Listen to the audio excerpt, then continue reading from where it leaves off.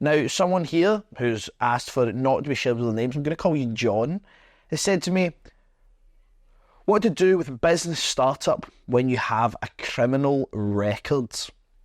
Not a question I've been asked before like that on, online. It's not something I've spoken on previously.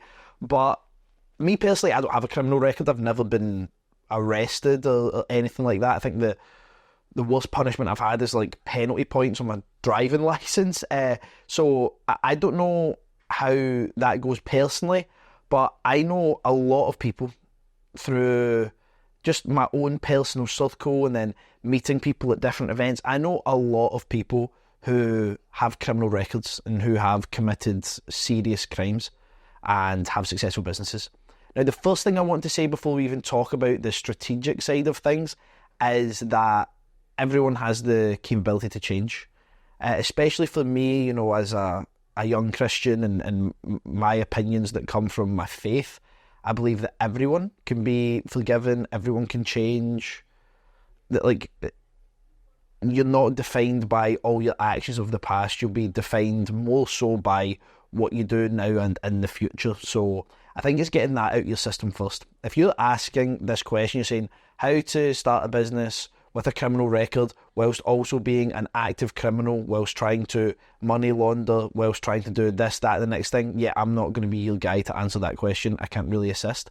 But if you're saying I'm someone who made a mistake, I've got a criminal record, I've been to prison or whatever, but I'm out now and I'm ready to change, I would like to say that I think you put a much bigger restriction on yourself than actually exists.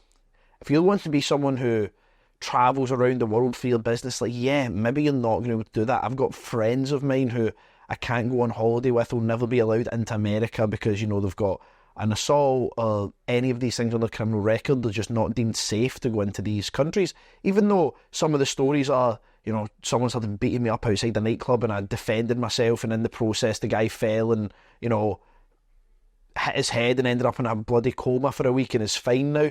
It doesn't need to be some story of how you're this violent, horrible person. These things happen sometimes. It could happen to anybody. So I think loads of people think having a criminal record is a much worse restriction than it actually is. It's going to play a little bit on your banking options and sometimes the nature of the business that you can open.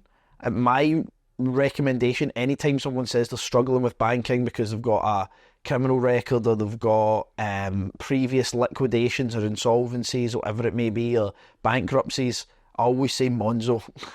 Monzo business is like the Wild West.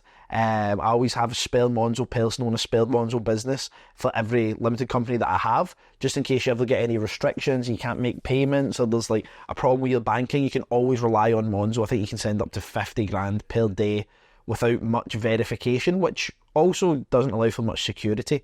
But really all I would say is stop thinking about that stuff and stop allowing it to hold you back, because I don't think it's anywhere near as relevant or as important as you seem to think it is. I think people need to stop thinking it's such a big deal. Humans are really good at putting barriers in their way to justify or convince themselves that they can't do certain stuff.